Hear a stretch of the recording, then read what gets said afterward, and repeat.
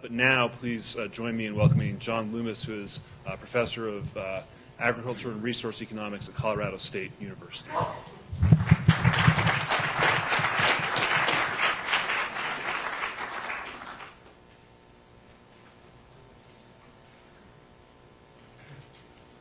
Well, it's my pleasure to be here today, and I appreciated the invitation to participate.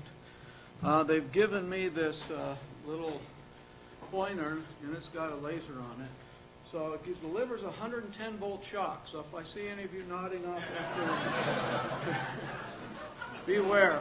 Make sure the person next to you, actually, if you see him nodding off, give him the elbow there. See if I can figure this out.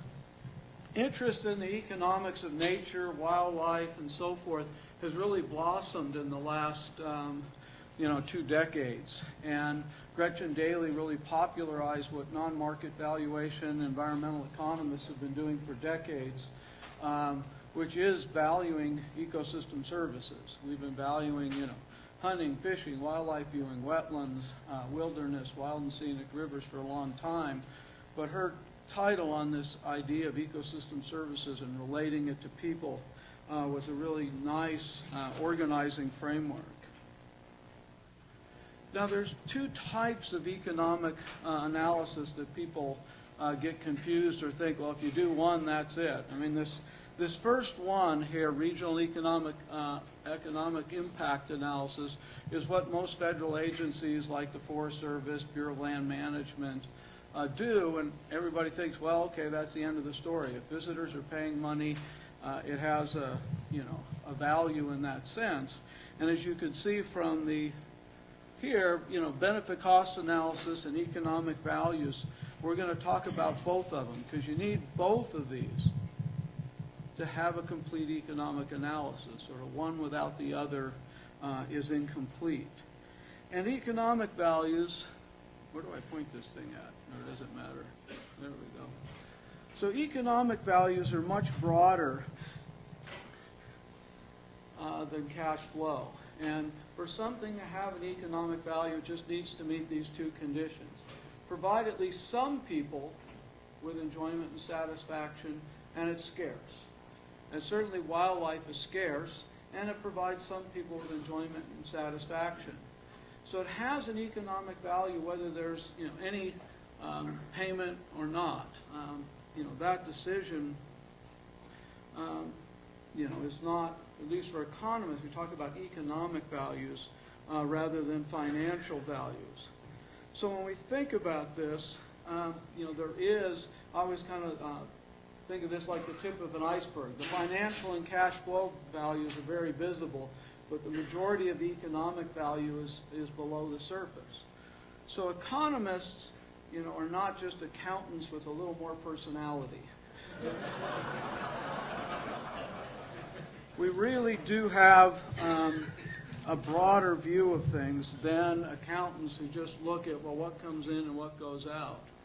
And in that sense, we're looking at, well, what would people pay? What is the amount that they would pay for this resource?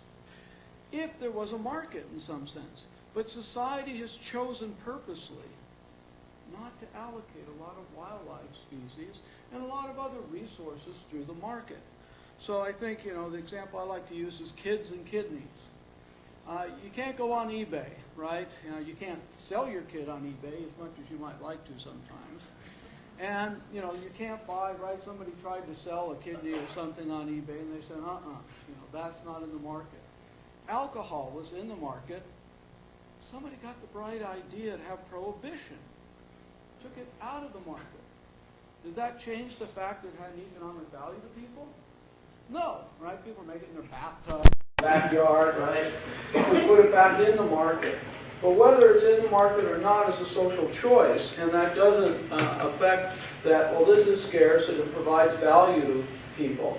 And it's not majority rule. Well, if the majority wants the spotted owl or the humpback chub, then it has value. And if it's just a minority of people, well then, to heck with it. Well, most goods we produce, in many cases, are for a minority of people. Only 20% of the population smokes cigarettes, yet it has an economic value, to those people. Tofu has an economic value to vegetarians. So, it's not that something has to have value to everybody or a majority of people.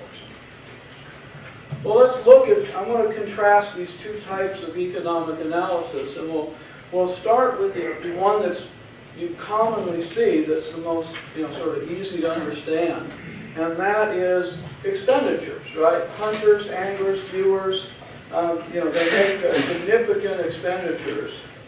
And, those are the tip of the iceberg in many cases that you can see. That's what Fish and Game Agencies, U.S. Fish and Wildlife Service, National Survey of Fishing, Hunting, and Wildlife Associated Recreation. Those are the things that people report. And, those are easy to get your hand on too.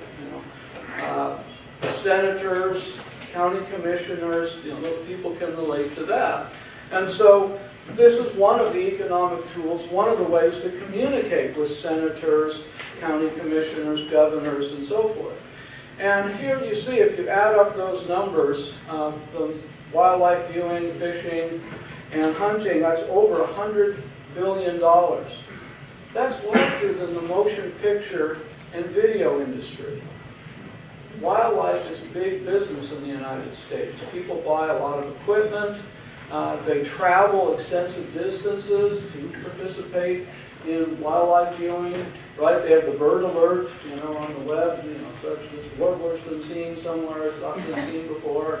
Everybody runs down there. They have wildlife festivals. We have one, for when the whooping cranes come through. So the idea here is that it's a big industry, and we should recognize it and give it at least the respect that it is a major economic industry. And, along those lines,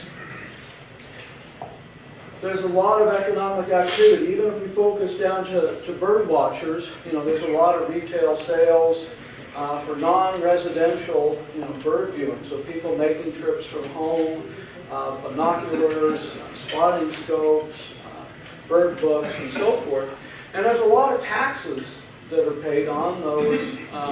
This was supposed to say federal excise taxes, right? There's the Pittman-Robertson-Dingell-Johnson Act that has generated a great deal of money that comes back, it goes through the Division of Federal Aid and comes back to the state fish and game agencies. There's state sales taxes generated. So not only is there a lot of spending, but that money in many cases does come back to the state coffers. And it supports a great deal of jobs. There's a lot of, again, particularly in rural areas. And so in some cases where we need the jobs more is in fact where a lot of these refuges are located that attract lots of people. And I think that's important in many cases to note. Now, we did a study as part of the Comprehensive Conservation Plan on the National Elk Refuge. And we were out there, did surveys of visitors, and literally, it's just 4 months that the elk and bison are out there. And the feeding program was controversial, and that's why, in fact, the EIS was being done. But the point is that those sleigh rides out there, people out viewing in 4 months, it provided over $1 million worth of spending and supported 50 jobs.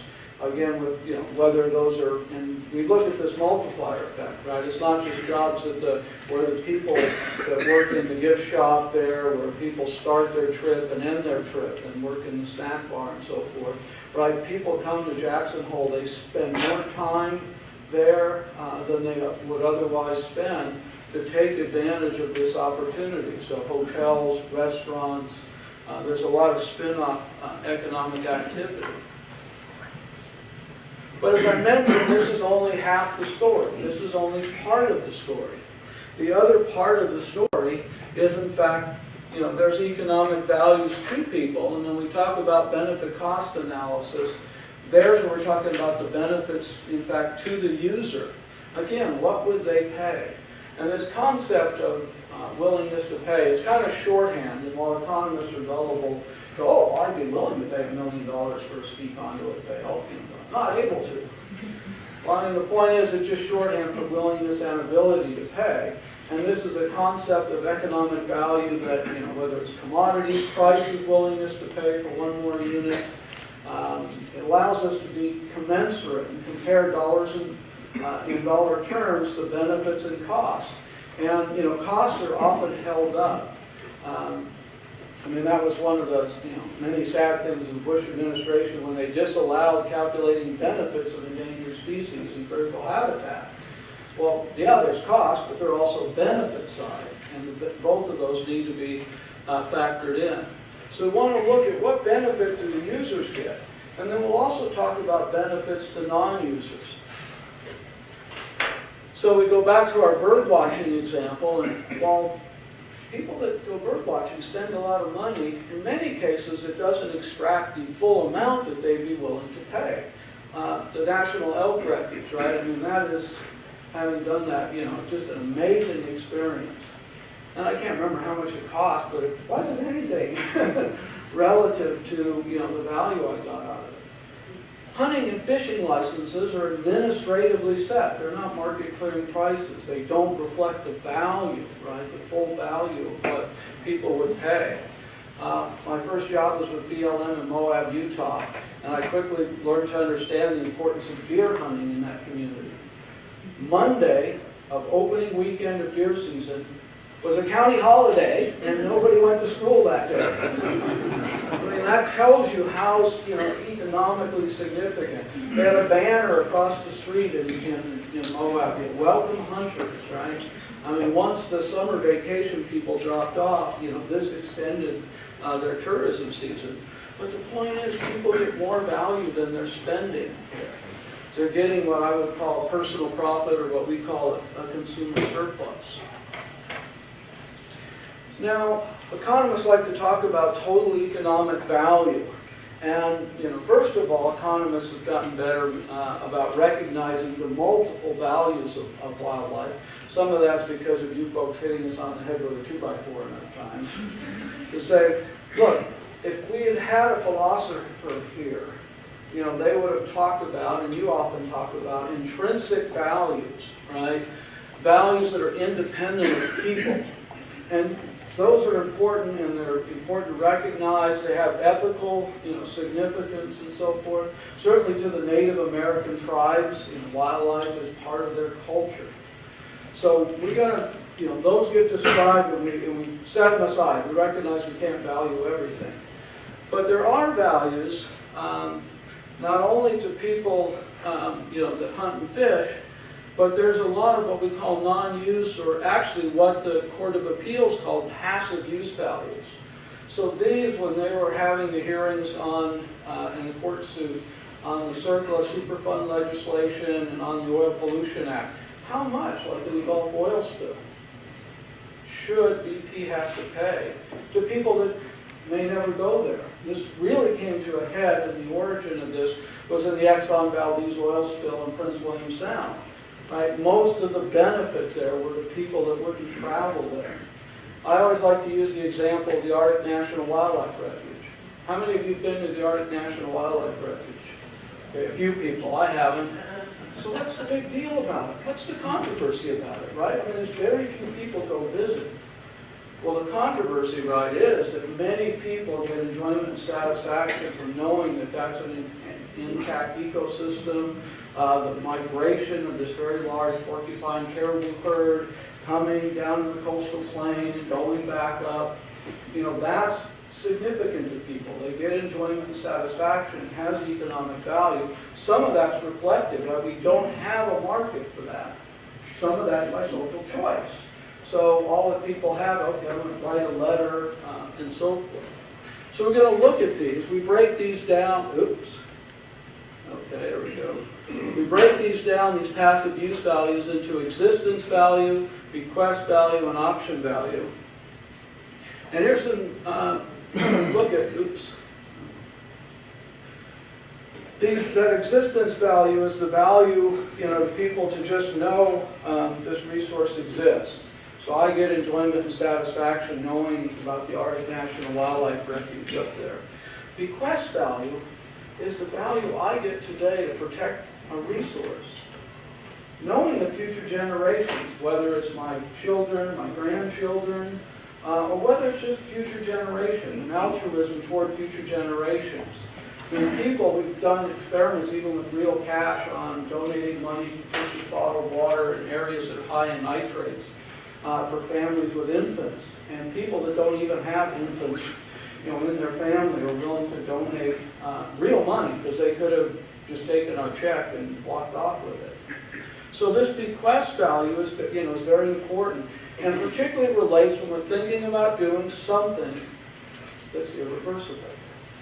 If we do something that's irreversible, we might say, damn it, I want cheap gas for my Hummer. To hell with future generations. But we've taken that choice away from them, right? If we preserve it today, they can always develop it in the future, right? Or they can preserve it. But if we develop it today, they've in fact lost that opportunity. So there's a bequest value to future generations. There's also an option value. I mean, most of you didn't raise your hand about going to ANWR. You might want to pay something like an insurance policy to be able to go there in the future and not have it look like what Pinedale now looks like, or Rock Springs. So these are all motivations why people may pay. And it turns out these things are pretty substantial. So these passive use values represent about half the total economic value for resources like wilderness and many threatened and endangered species. And so here's one example from some work that someone did down at San Diego State University that I've been used on the recovery, looking at the recovery plan and reintroduction on the sea otter. I mean, most of the benefit, there's, people like, viewing sea otters, right? It's on everything under the sun in Monterey.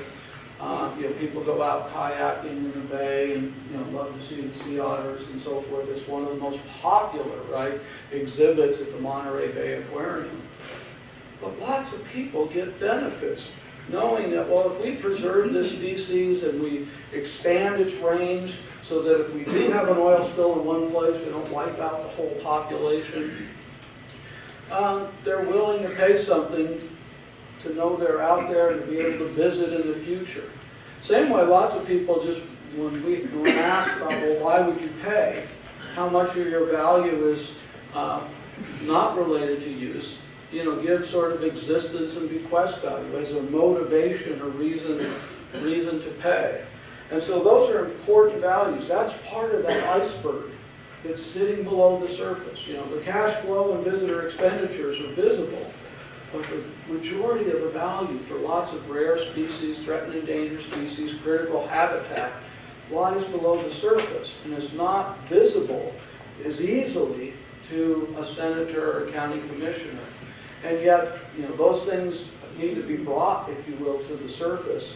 And that's one of the things we do as economists, try and bring those values to the surface so they're more visible to the naked eye. Now, how do we do that? Well, we use a variety of ways. And, one of these is called the contingent valuation method. That was what was applied in the Exxon Valdez oil spill. It's been around for decades. And it's different in many cases. We're asking a random sample of the public. So we can apply it to users, but the point is we're also applying it to the general public, right? These are public trust resources. It's not just a user that values these public trust resources and has ownership in these public trust resources, but the general public does. And so we want them to make trade-offs, right? I mean, this isn't a public opinion poll. It's easy to say, well, save the whales, right? I mean, the point is that with the case of the sea otter, lots of cases, there are trade-offs. So we have a slight oil spill going on here. I guess it's a coke spill. That in many cases, these resources do involve trade-offs. Now, sometimes they're sort of a false dichotomy. It's not that we're going to pay You know, if we don't drill in the Arctic National Wildlife, you know, we're going to pay more for gasoline. I mean, the point is that's set in the world market, and Saudi Arabia is, you know, the dominant provider by far. But we need to say, well, look, you know, there are costs. Look, economics is about trade-offs. And so with this contingent valuation, we're going to set up or construct a market, or we're going to construct a referendum. And, you know, this isn't as far-fetched as you might think. As was mentioned, Colorado, we don't waste our lottery money on higher education like, you know, Georgia and Florida. We buy land. But that matching money with the lottery comes from sales tax that we pay. And we vote on that. Every 5 years, we vote whether to renew that sales tax increase. Most of you vote on school bond issues, right? Well, okay, how much is it more is it worth to have a better school, smaller class size, and enrichment programs and so forth? So what we're doing is kind of bringing wildlife into that and saying, well, wildlife habitat, wetlands, you name it, and bring that in there and we say, okay, look, if this was on the ballot and it cost your household so much more in, you know, taxes, for example, how would you vote? Would you vote in favor or not? And we've used this for endangered species. We've used this for the Elwha Dam removal. Some of you may have been familiar with the Mona Lake Public Trust case with the Audubon Society. This type of technique was used to help kind of get the point across that these resources, in fact, you know, have value. Because we saw a very nice slide, I think, earlier about the debate over water diversions from the San Francisco-Sacramento Delta, and I think the sign, you know, is water versus people, and people versus fish, you know, the Delta smelt. And that's a false dichotomy, right? It makes great headlines, people versus owls and so forth. What this does is change the nature of the debate. People care about these species. It's not pitting people against wildlife or people against fish or people versus the environment or jobs versus the environment. That's a false dichotomy, right? We saw how many jobs are created from hunting, fishing, wildlife viewing. It's not wildlife versus jobs. And it's also not, you know, again, people versus wildlife. I mean, people care about these species. And by able to, you know, measure those things in dollar terms, we're able to level that playing field out a bit. So, you know, I think we've been successful. The Mona Lake case was one of them, in particular, changing it from this, you know, Los Angeles is going to run out of water to New England. People care about the grebes, they care about the foul ropes out there, they care about protecting this natural environment. And here's just an example of some of the studies in the literature. We've worked on some of this with the northern spotted owl and its habitat. Others have done grizzly bears, whooping cranes. I showed you the sea otter, bald eagles, bighorn sheep, and sea turtles. And one of the things, you know, a legitimate criticism of this contingent valuation method is, okay, Loomis, this is great for valuing prismatic megavertebrates, but the thousands of species, right, on the endangered species list include the riverside fairy shrimp, you know, about 1,000 plants, the silvery minnow in the Rio Grande River. And it's actually been applied, and you know, there is a segment of the population that will pay to protect in-stream flows for the silvery minnow in the Rio Grande River, for the riverside fairy shrimp. I mean, it's certainly less than these values. The other thing that, with a graduate student of mine, I, you know, bothered by, well, you know, this thing is great for valuing prismatic megavertebrates, but it doesn't work for a lot of other species. And then I got thinking, well, if you're going to have these species in the wild, they got to eat something. They got to have some habitat. And so we basically worked backwards and said, well, what's the value of the prey base? Right? They eat yellow-bellied marmot. In this case, I think it was the golden eagle that I don't have up there. You know, we went to the literature, a lot of which, you know, you people do, and say, well, what's their dietary composition? Well, then that value goes backwards, right? If you want to see a golden eagle or know what golden eagles are out there in the wild, you got to protect their habitat. And protecting their habitat for the species that they consume, while they may be unglamorous, you know, pocket gophers and things like that, you know, that value kind of gets transferred back. pocket gophers, yellow-bellied marmots, snakes, jackrabbits, they're the inputs to producing a golden eagle. The golden eagle is the final product, but the inputs have value as well. So, you know, we've worked on trying to broaden our recognition almost in a food chain sense. Now, we've also heard a little bit about the importance of incentives. So wildlife, you know, sometimes is viewed, you know, these pesky wildlife. These darn elk are in my fields eating stuff that I'd like for my cattle. They break down my fences, you know, calling animal damage control or calling fish and game. So get rid of these pesky elk. Well, turning them from a liability into an asset, and here's just a, you know, an example in California and Colorado, they give landowners, right, an incentive by early season, late season hunts that they can then sell. So if they develop a habitat management plan that's approved by Division of Wildlife, in many cases then they're allowed to offer these hunts. And, you know, they make hundreds of dollars off these things.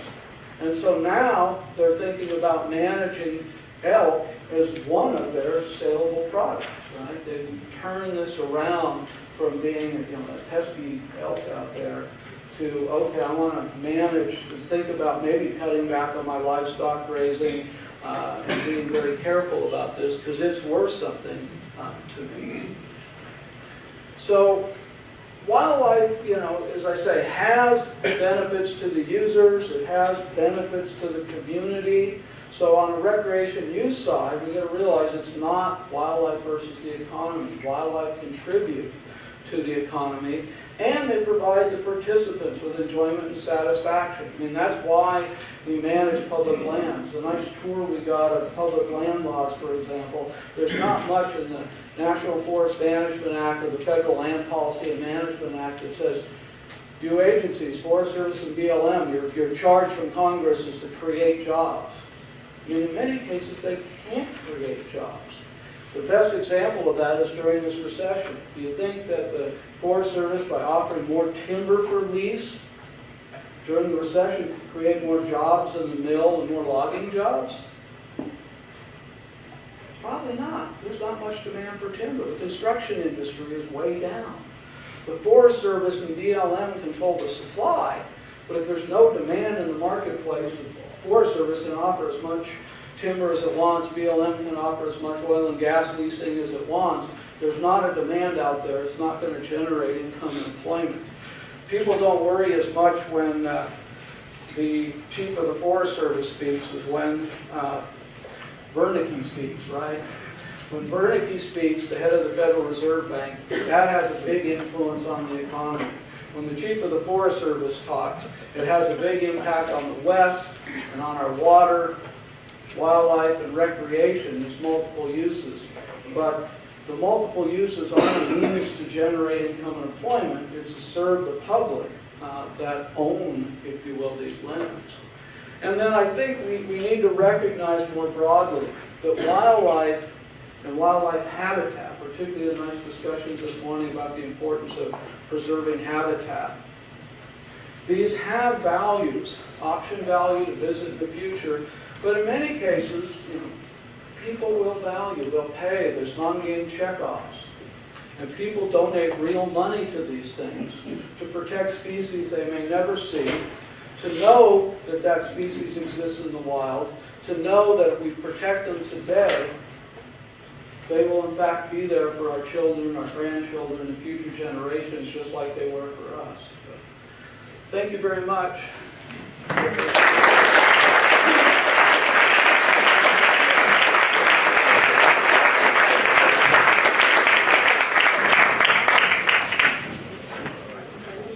I don't fight. I've had my shots, so you feel free to ask questions.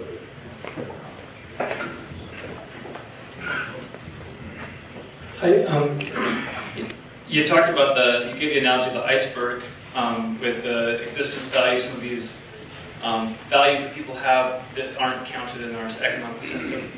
With extinction and these other things that seem to be going on, like what happens to that value when it becomes a lost value? What's the cost of the individual and society when those values they're lost? So that's certainly a loss in well-being.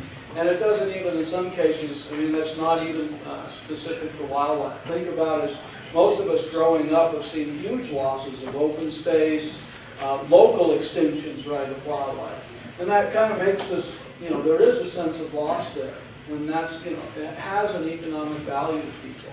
Some of this you can see in, for example, house prices, right? If you have a house by a wetland, a house by a lake, a house where there's wildlife, right? People pay more for that. What happens if you lose that wetland, lose that lake, for example, lose that wildlife species? Well, those house prices are going to go down. And that mirrors the fact that that was of value to people. So, yeah, there's certainly an economic loss. Again, it's hard. How do you get at that? Well, without going out and asking people, right, in many cases, it's hard to get at that. We've looked again at house prices with and without river restoration. So what we've been working on a little bit more is, okay, what's the benefits of restoration? What's the benefits of protecting the species? And, if it's already gone extinct, in some cases, it's like, okay, we know there was a loss there, but how big that loss was, we can't bring it back at that point. Next question. I'm not really familiar with the work that you do. Maybe you should wait for the mic. Oh, thank you. Thank you. I'm not really familiar with the work that you do, but I know that you and your colleagues get these contracts to do these really developed economic analyses. And I was wondering if you can give us some practical examples of instances where, for example, maybe an agency made a decision for a timber sale or whether to reintroduce a species or whatever based specifically on some big analysis that they requested from you and that you did for them.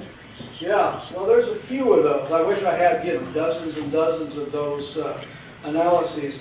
One that was done, some of John Duffield at the University of Montana, so he kind of hit the ball pretty good. One of the first CBMs that was done on, I can't remember the name of the falls out there, but it escaped me right now. But basically it was the first relicensing, Federal Energy Regulatory Commission relicensing.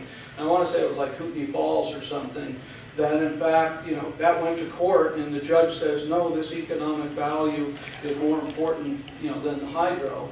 And in some sense, we make the case about substitutability, right? There's lots of ways to produce hydropower. There isn't, just a waterfall. So there was that one. A couple of these, I think, just changed the nature of the debate. So on the Mono Lake case, I did a study when I was at UC Davis. The state of, looking at these option existence bequest values. The state of California was sufficiently impressed that says, okay, we're going to do one in the environmental impact statement that they did on the rehearing the water rights. And those water rights were cut back. Now, it wasn't, specifically the economics, right? I mean, that was a part of it. Clean Water Act was a part of it. Clean Air Act, because the lake went down the ducts. So, I mean, there are the Elwha Dam removal was another one. And actually, in some cases, people fear the outcome of the economic analysis so much that I've either had studies canceled, or in some cases they've tried to cancel it. So LA Department of Water and Power tried to cancel the Mono Lake study. The Senator Gordon in Washington tried to do a non-use value study on the Snake River Dam removal. That got canceled. So there's been cases where you knew it was going to have an impact because they didn't want it done. But I think the biggest contribution is to change the nature of the debate. It's not the economy versus the environment. Same way with wilderness, same with these other things. I think economics and raising costs, raising jobs, those sorts of arguments is a Trojan horse. They can keep the focus on that, then they don't have to reveal your ideological bias. I mean, your ideological bias is you don't want wilderness because you don't like wilderness and you think it's elitist or whatever, but you're not going to often say that in a public hearing. So you say, well, it's going to cost us. This is a job killer, right? So I think, I can't, at least off the top of my head, rattle off lots of these, but there have been cases where it's really helped change the nature of the debate, whether it was the Elwha Dam removal or Senator Gordon was opposed to that, the Snake River Dam removal, the Mono Lake case, and then, sort of Kootenai Falls. I think we have time for maybe one more question. We'll draw straws. With respect to contingent values, here in Utah, when we fill out our tax return, we can check off the box for non-game wildlife. And then the Fish and Game people auction off permits to shoot trophy animals. And some guy recently paid $250,000 to shoot a buffalo, I think, which is bizarre, but we take the money. Well, and I think this illustrates the point about scarcity. So, in other words, the non-game checkoff is an imperfect way for people to reveal these values, right? Because they're donating and other people don't have to. The beauty of the open space referendum is that the majority vote in favor of it, gets provided. But yeah, I mean, I like to use the example of bighorn sheep permit. We did some work on that in Arizona, and I didn't realize they were going for that much. But think about the goods in society relative to these bighorn sheep permits. You could have more than one car, you can have more than one kid, you can have more than one house. You get one bighorn sheep permit, at least in Arizona. That's it, you get one, and you literally get one shot at it, because in fact, once you've drawn out on that permit, or in some cases you bid for that permit, you're not allowed to get another one. Right? So wildlife is very, very scarce. We are down to the last 12 condors. And unfortunately, right, there's not you can't see how valuable those things are getting when you're down to the last 12. That's the beauty of the market. When we start, when oil prices go up, they get out there and they drill more. When timber prices go up, when you put 4 million acres in the critical habitat for the northern spotted owl, Georgia Pacific moves its headquarters down to Georgia and starts growing trees down there, right? We won't run out of commodities. The market works really well. The problem is with public goods, like wildlife. We do run out of them, right? That's called an extinction. And we come very damn close to running out of them in many cases, whether it's the black-footed ferret or the whooping cranes or lots of other species. And in some sense, society has chosen not to put this in the market and send market signals. But in some cases, it's, boy, we've got to come up with something like a market signal to show and signal its scarcity and its value to the American people. Thank you very much.